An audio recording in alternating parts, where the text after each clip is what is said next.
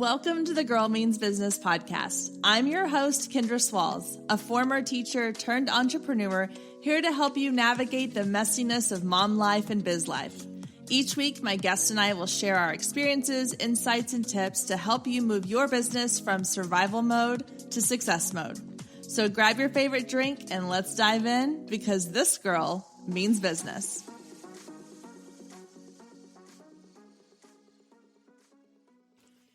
Hey there, welcome to episode 167 of the Girl Means Business podcast. Now, if you listened to last week's episode, we were talking all about getting ready for summer, being home with our kids, and today's episode is going to dive a little bit deeper into motherhood. So a little less about business, touching a little more on the aspect of mom life, because here at the Girl Means Business podcast, we do it all. We are moms, we are business owners, we are wives, we are daughters, sisters, friends, all the things.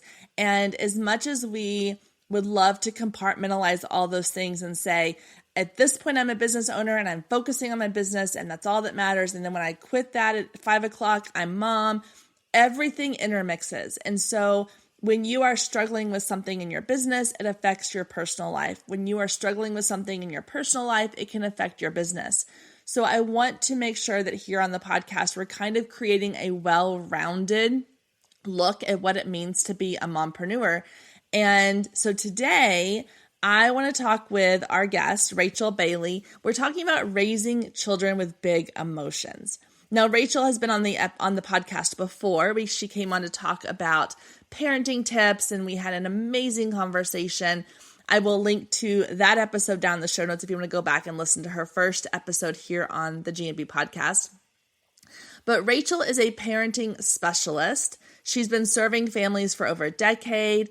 And besides being a mother of two, she's also has a master's degree in clinical psychology, a certification in positive discipline, and has provided services as an ADHD coach, in-home mentor, and therapist. Through her podcast programs and services, Rachel teaches parents hands-on tools for raising resilient, confident children and bringing flexibility, peace, and connection to families.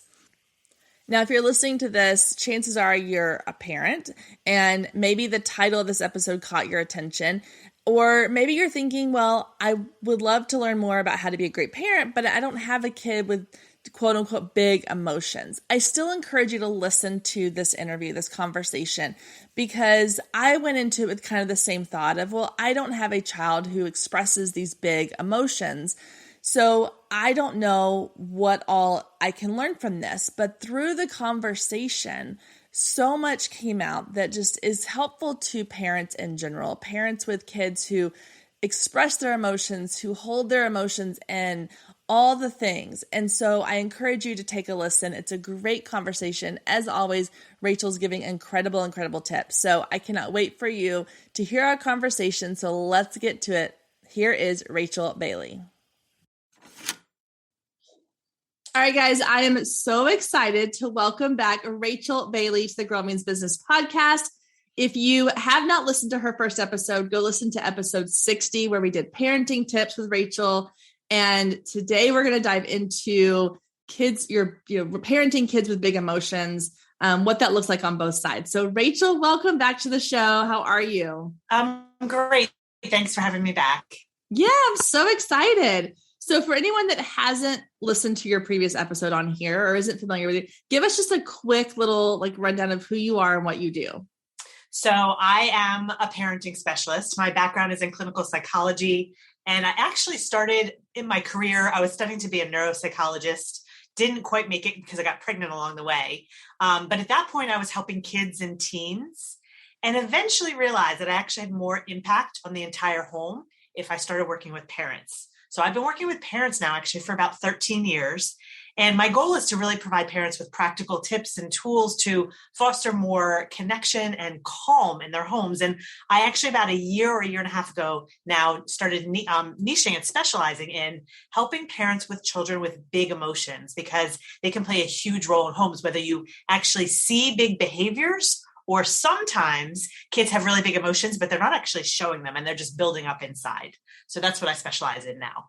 I love that. Well, I am excited to get into this topic because, a lot of times I do episodes on my podcast that are around business. I mean, it's the Girl Means Business podcast, but we are all parents. I mean, the majority of the people who listen to this are moms, and it's such a huge role. It's hard. You can't necessarily separate one from the other. You know, you are a working mom. You know, you can't just say, well, I'm a business owner. You're also a mom, you're a wife, you're a friend, you're all these things. And so it affects every aspect of our life. Because I've had people in the past where, you know, I'll do an episode that's around parenting or something else aspect of life. And I always try to tie it back into business because it is all so interconnected.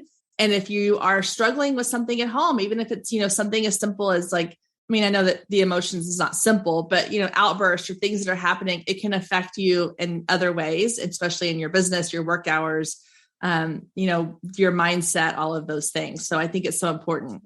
Absolutely. And especially because I'm also an entrepreneur and working parent. So I'm right in, I listen to your other episodes about business and I love them, by the way. Thank you. So I listen to those as well. And here's the thing is that to be a successful business owner, especially as a parent, you have to set boundaries. And whether you have a kid with big emotions or not, they don't like boundaries. So we can set them and we can say that we want them in order to be able to get done what we have to as a business owner. But how do we deal then with the response from our children that is often not positive? So that it does play such a huge role. I mean, like you said, you really can't tease the two apart. Yeah. If you are a parent and an entrepreneur. Exactly. Even if you're, you know, grown children. I mean, I hear from someone all the time, they're like, well, my kids are out of the house, but they still are part of my life, you know, and they still affect me and things like that. So, okay, let's get into this idea of the parenting children with big emotions. So when I hear big emotions, I immediately think of like the temper tantrums, of course it's different at all ages, but especially my oldest is almost 10. And so she's getting into that preteen phase of her, you know, quote unquote, big emotions are usually more of the like sad, frustrated, like storm off to her room, like go inward. But like, what are big emotions? How do they look? What are we looking for? That's a great question. So I use the term big emotions, but really what it means is that kids with big emotions feel things strongly. So it can look like different things on the outside, but what's going on for almost all of them is that they're just feeling things strongly. So some kids with big emotions like go from 0 to 60 in 2 seconds and you have no idea what just happened. Like you just told them that their blue shirt was in the washing machine and they freak out and they melt down. So those are the ones that turn their emotions out, but they're also kids who feel really strongly and they don't turn them out and they hold them in. And so this may look more like an inflexibility, sort of rigid kids, or kids who are avoiding their feelings. They never want to talk about them, or kids who the Turner inners might, avoid difficult things. So it can look very different. The key among all of these kids is that they feel things strongly, and there are symptoms that eventually arise that we as parents can notice, and then we can do something about it. So for the ones who, because we kind of touched on this before we started recording, and I want to get to a bunch of different ideas here, but for the ones that are the kids who internalize things that aren't like I'm going to throw a fit, I'm going to do this or do that, I'm going to express these feelings. Right. What as parents should we look for? Because I'm thinking back and, like I said, I have 10 and 6, essentially. They're about to turn 10 and 6. And so they are more of the like hold it in, fight the emotion, which honestly I think comes from me. I mean, partly my husband too. He's not a super emotional guy, but and as adults, we're just now figuring out what our emotions look like, much less asking a kid to do it. But as a parent who recognizes, okay, these emotions are coming up, like I know that they should probably feel certain ways about certain things, or certain things might affect them. I notice these things. What are we looking for in our children who maybe are the ones that turn inwards? So as I said to you earlier, I never want to over pathologize. There's some kids who are actually fine. So I don't want to say, oh, well, if they're quiet, there's a problem, because there isn't necessarily a problem. What we really want to look for is, are there symptoms that they're struggling in life in some way? Are they, again, overly rigid? Like they have a hard time doing new things, transitioning to new places, that they're avoiding things, that they are refusing to talk about their feelings. So it's really, when they are faced with challenges, that's really what it is. Because resilience, which is what I teach, resilience is all about how do we handle challenges. So when there's something difficult, are they able to be flexible? Are they able to say, yeah, you know what, this might be tough, but I'm going to go in open-minded? Are they able to handle them? And then even if they struggle, are they able to turn back around and say, hey, why did I struggle? What was going on for me? And what could I do differently? So that's really what we're looking for. If they're not doing those things, that's when we may be a little bit concerned. Again, they could be fine, but that's what we want to start to look for. Stay with us. We'll be right back. If you've been listening to the Girl Means Business podcast for any amount of time, then you know my love of email marketing runs deep.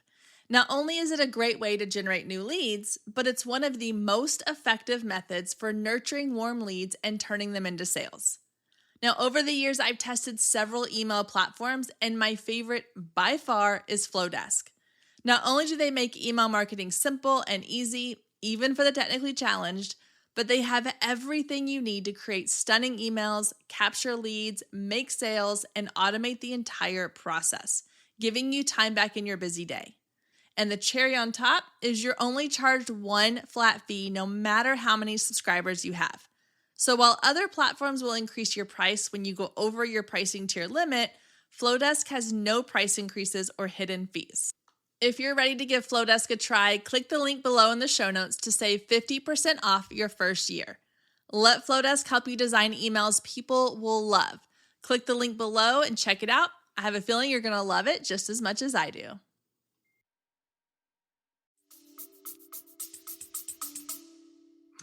So, okay, because this comes at a really good time that you and I are chatting. So this past weekend, my oldest one, well, both my girls play sports. My oldest one's really into basketball. So we just finished up our basketball season.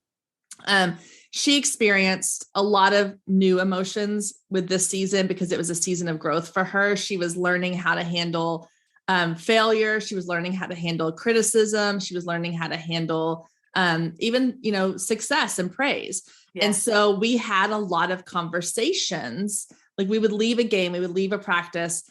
And it was kind of like her dad took on the role of, okay, I'm going to be your coach. I'm going to help you with the practical, side of the sport. And then I kind of became the therapist. I was like, okay, let's talk about I noticed you got upset at this one point and you kind of slammed the ball down. Like, what were you thinking? And those conversations have been so helpful. And so this weekend we have kind of a close-knit group of families that were all friends with all our kids play sports together. And we were all kind of hanging out after this last game. We'd gone to dinner. The moms and I were talking, and it came up that luckily a lot of us have the same idea and mindset of we want these conversations. We want our children to have open conversations with us. And I think for me, one of the things I struggle with when having these conversations is if I'm trying to get my child to open up to me, I don't always think I know the right questions to ask them to get her to talk about her feelings. And again, she's 10. I don't think she fully understands how to express her feelings in words anyway. But I think for me, part of the struggle is what can I do as a parent to have these conversations, start these conversations on a level and in a language that she will understand and respond to? Great question. So first of all, I would say at almost 10, she absolutely can and should be able to identify, I wouldn't say should be able to, but she has the capacity to identify her emotions. So we actually start teaching this to 2 and 3 and 4-year-olds. So she's definitely able to. And here's the thing about emotions is that in order to be resilient, we need to recognize that we're having emotions. So if we don't even recognize that we're having them, they end up taking over eventually. So what you want to start by doing first, I'm going to give you a question you can use in any situation. And this is a really simple one to get her to start opening up. And that is, what was that like for you? So just What was that like for you? I don't love the question, how did that make you feel? Because as a former therapist, I feel like how did that make you feel is too therapy-ish. But what was that like for you?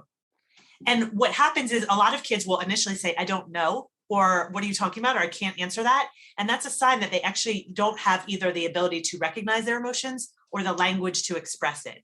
But we want them to have the language because when they actually have the language, they get to be in charge of the emotions instead of the emotions controlling them. I always worry as a former therapist and as a psychologist when a child doesn't even, when they aren't able to recognize emotions, because then I fear that they're going to become afraid of their emotions or their emotions are just going to take so much control over them. Okay. And so if they, I think too about my 6-year-old, and she's probably more of the outwardly emotional of the two of mine.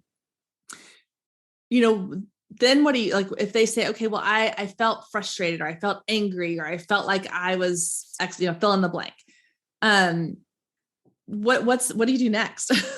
Great question. So you're leading me exactly of the model of resilience that I teach. Which okay. is Take wonderful. us through it. So when you're fostering resilience in your child, first thing you want them to be able to do is identify and name their emotions. The next thing you want to be able to do is help them express their emotions in a healthy way. So if someone is frustrated and they're throwing things across the room, obviously that's not, a healthy way. If they're frustrated and they're yelling at other people, which is what a lot of us do, we take all that, I call this yuck, some sort of discomfort. I call it yuck. I probably talked about that in our first episode. When they have yuck and they're turning it out and it's affecting others, that's not in a healthy way. So we want to teach them to recognize their emotions, handle their emotions in a healthy way, and then eventually learn to address whatever the trigger was for the emotion. So sometimes we don't want them to feel like they're controlled by, for example, someone being mean to them or losing a game. So we eventually teach them to handle the trigger. But it is about recognizing the emotion, learning how to handle it, because you know what, emotions like frustration and disappointment, there's a lot of energy inside the body when we feel those things. And what we do with that energy matters. Are we turning it out on other people? Are we holding it in? Because that's when feelings get bigger and they become unmanageable. So recognizing, knowing how to handle them, and then eventually going back and looking at the triggers. Okay. I like that. That gives me like a good, kind of a process to follow, which I really like. Yeah. I like that too. Yeah. I'm like, tell me what to do. Step 1, 2, 3. That's my personality. So. Exactly. Me too. Me too.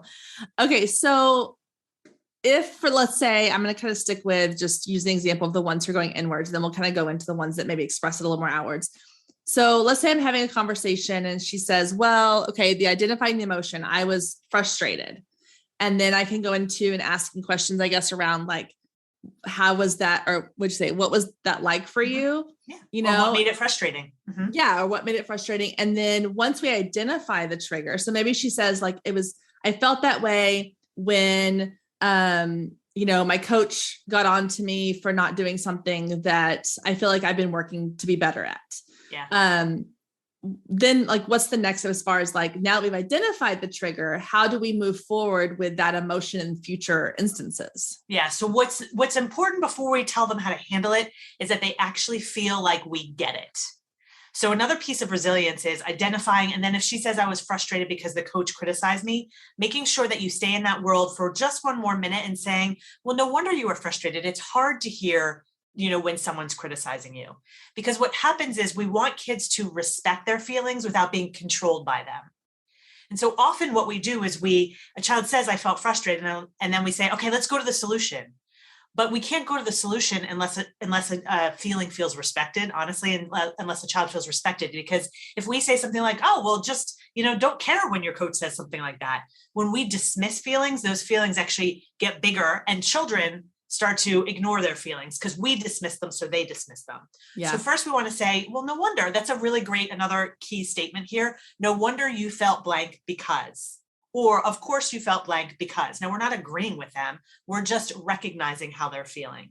Yeah. So you can usually tell when a child feels heard versus when they don't. When they feel dismissed, they become really defensive or they shut down. So once they feel heard, then the next thing you can say is, do you think you handled it in a way that was helpful? Or, what do you think about how that situation went? So that you're empowering them to determine if they need new skills. I will be honest, if you say to your child, let's say your daughter got criticized and she got really frustrated and threw the basketball. She probably wouldn't do that if she's an inward type of kid. But let's say she did do that and you say, do you like how you handle it? And they say, yeah, I like how I handled it. Then you don't want to have that conversation then, because they're actually still stuck in a place of yuck. If they're saying, yeah, I was fine, what I did was fine, they're not ready to have a conversation about what to do differently. But once they're ready, then you can start to talk about what they can do differently the next time. Yeah.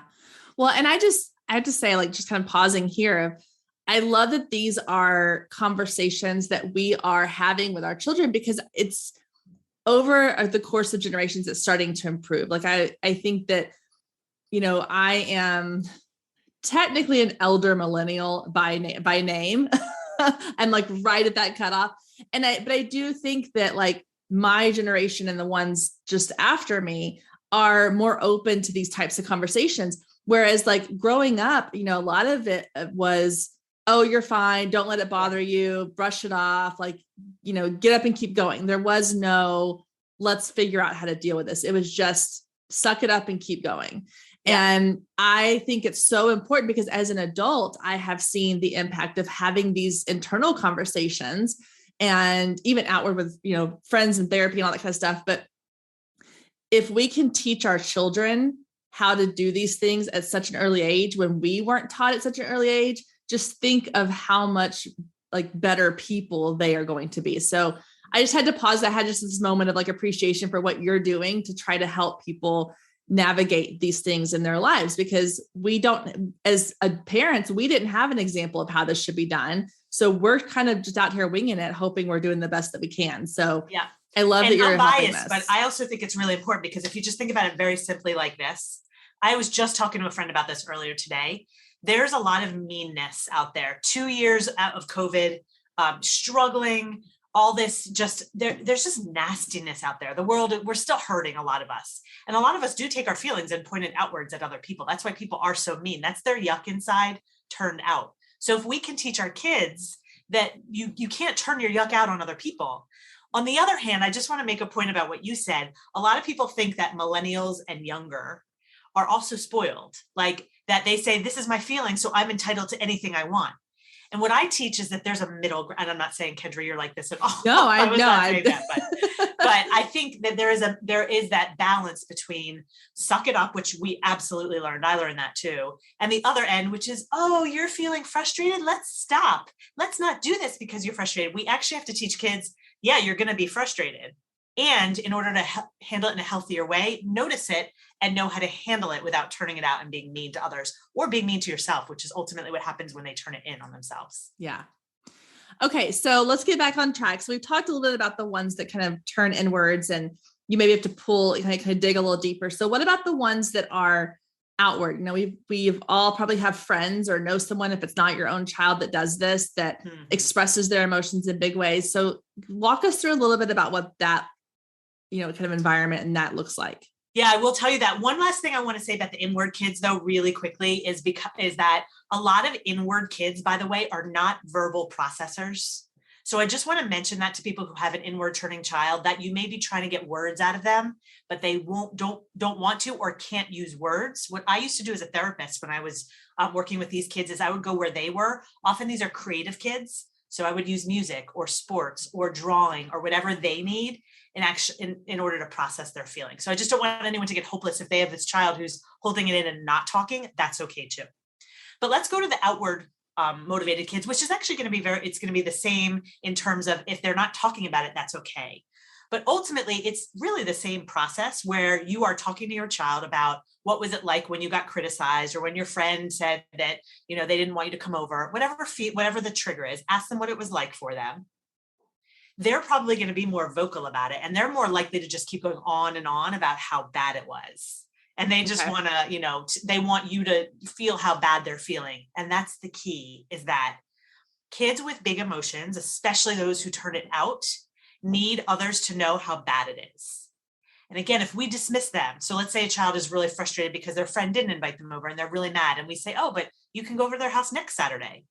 That is like one of the worst things you can do for a big feeler, because they need you to get how bad it is. Mm-hmm. So instead of saying, oh, but you can go there next Saturday, you'd probably want to say something like, oh my gosh, you know what? You were really looking forward to this all week and now it's not happening.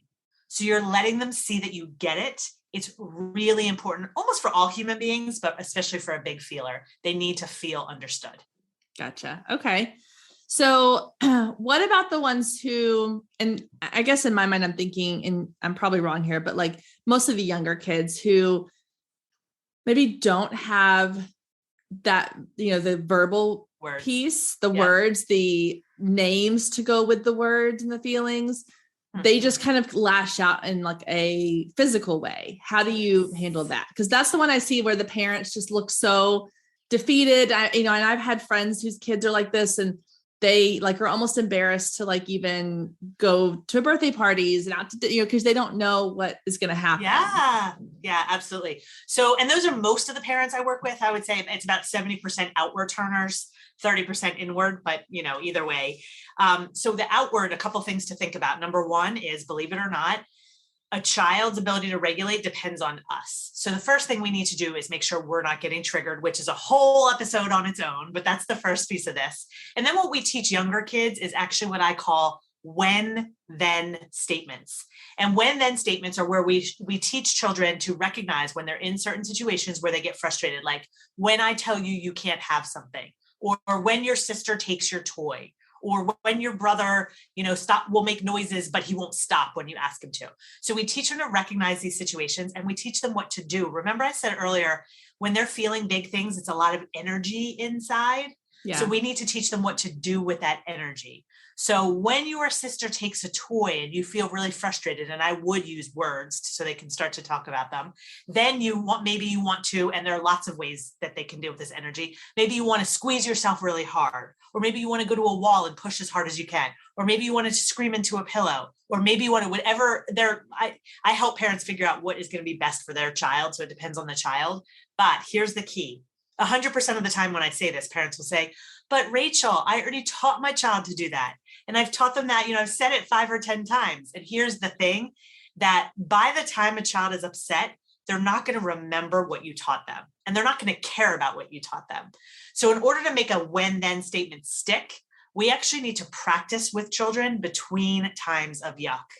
And there are ways to practice even with teenagers. I work with parents of teenagers, and there are ways to do this, even though teenagers are resistant, but they have to practice, because by the time, like I said, by the time they're in yuck, if this isn't automatic to them, they're going to default to their old strategies. Yeah. So it's a very high level overview of what I sometimes teach like 6-week courses in, but that's kind of the concept. So, okay. But I'm curious, when you talk about like practicing that, like, what does that look like? Let's use the example of maybe like, I like the idea of like going and like pushing on a wall, because that's kind of like, like the physical. Yeah. I mean, I'm not opposed to screaming into a pillow, and I'm not saying I haven't done that a few times myself, but I can envision like little kids, like that is something that there's always going to be a wall around. You can kind of go push yourself against. Yeah. So how do you practice that in a way that lets them know? Because I mean, you're not in the moment. You're not in the moment. You're not creating a similar environment. So what are you doing? No. So I'm going to talk about how to practice this from the least resistant to the most resistant child. So the least resistant child, this is actually really easy. You can just do fun things like, hey, quick, when you feel frustrated, what do? Show me. And you have them go over to the wall. With less resistant children, you can also do role plays. And it's really helpful, especially when the parent pretends to be the child, and the child gets to tell them what to do. Or they can use, if they're younger, stuffed animals, or, they can act out some other creature besides themselves. So that's really less resistant children will all do that. So when you have younger children, they're a lot less resistant to that. As kids get older, there are other things that we can do. One of the things that we can do, and this shows my age a little bit, so I apologize, but other people can imagine how this would work. But when I was a therapist doing this, American Idol was actually really popular. So that's how old I am, although it's still on. So, but American Idol was popular. So I would actually have more resistant children. I would say, hey, pretend you're a judge on American Idol, and I want you to watch a TV show and pick a character and judge how they're doing with their when then statement. So tell them what they should be doing when they're upset. So you're basically, for more resistant children, you're having them be the coach. Rather than trying to coach them, you're having them be the coach. For super resistant children, and this will happen as they get older and older, adolescents will be super resistant. Instead of saying, I'm going to coach you and I'm going to practice with you, you actually have your child coach you. You say, hey, I'm going to work on a when then statement, and I really want to stop yelling. So when I get frustrated, or when I notice you haven't cleaned, I'm going to use my when then statement. Can you remind me to practice this every night at dinner? And even though they're not doing their when then statement, it actually does almost as much good as if they are. Oh, that's great. I like that you even kind of brought the parent in, as far as like, I mean, how many of us would like to probably yell less at our children? And so that is a very like realistic, tangible, like you're saying, like, this isn't just us working on you. Like, we all have things that we need to work on, and we're going to do this together. It's not necessarily just about redirecting behavior of a child as well. Right. And I have a program for parents of children with big emotions, and I actually have all members of the family make when then statements, because if you actually single out a big emotion child, it makes the situation worse. And like you said, everyone can work on this. So I actually have all family members create when then statements in this program. Yeah. Oh, that's so good. I love that. And like I said, I think that it's such a difficult situation for so many parents when you just kind of feel like you are hitting a wall, like you don't know what to do. Okay. Another question I have around kind of these children with big emotions, it can be difficult on the parents. So like before, like, I mean, obviously if they're working with you, they're working on getting through that. But if someone's listening to this and they're like, yes, this is exactly what my child does. This is, I've never considered these things. It's just been this like frustration point. What are some things that parents can do to help their reaction to their child's emotions? Yeah. So I actually just did an episode on this on my podcast. This was the last one I recorded. So basically, one of the things to understand about getting triggered and getting sucked in and getting, doing things we regret is that we get triggered when we sense something as a threat. So when we yell at our kids, when they say, no, I won't do that. And then we get sucked in and we make the situation worse. It's a sign that we have gone into our fight or flight response, believe it or not. So when we see our kids' big emotions as a threat, we are going to get sucked in. So one of the things I do with parents of kids with big emotions is I teach them to stop seeing this behavior as a threat. Because what happens is if you say, oh yeah, no wonder my child's getting upset, they feel things strongly. And, when they feel things strongly and they don't have great coping skills, that's what's going to happen. It's not a big deal. When you tell your brain that, and what's interesting is our brains actually don't know if something's a threat unless we tell it. It doesn't know, but it'll listen to us. So if we say, oh my gosh, I can't believe my child is melting down again. This is the 5th time today. Our brain is going to sense a threat. We go into fight or flight. We get sucked in.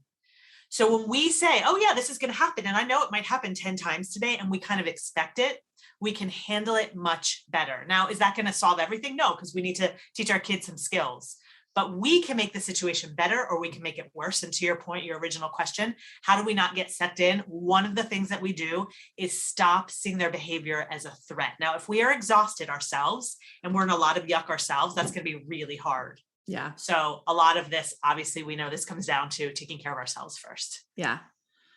It's so good. And,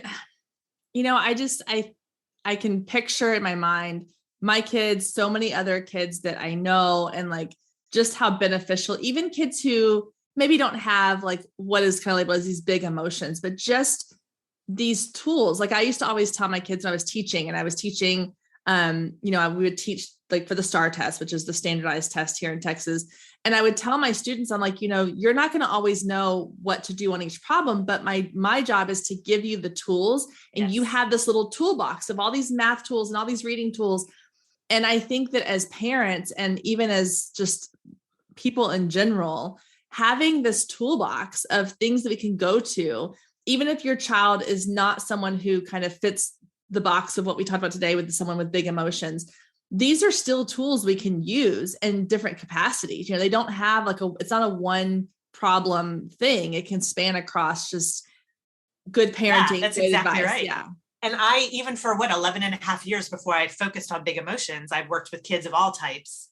And that's exactly what I do is I teach tools, because if we want kids to have better relationships and be internally motivated, so there's less yelling in our house, so they actually clean up after themselves and, do their homework. All of these are tools that kids are not born with.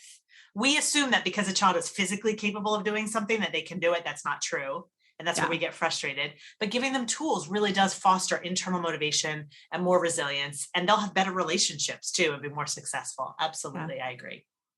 Well, Rachel, thank you so much. This has been a great conversation. I always love chatting with you. And I'm all like, I'm working on my own emotions and my own self, but I'm also trying so hard. And I've had these conversations with friends lately about like, what does it mean to raise good children that are going to grow up to be good people and that are balanced and well-rounded and can handle all of these things that come at them.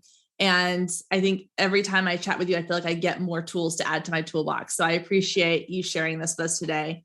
Let people know they're listening, where they can find you, how they can get in touch with you, reach out to you if they have questions or want to work with you. So the best place is probably my podcast, which is called Your Parenting Long Game.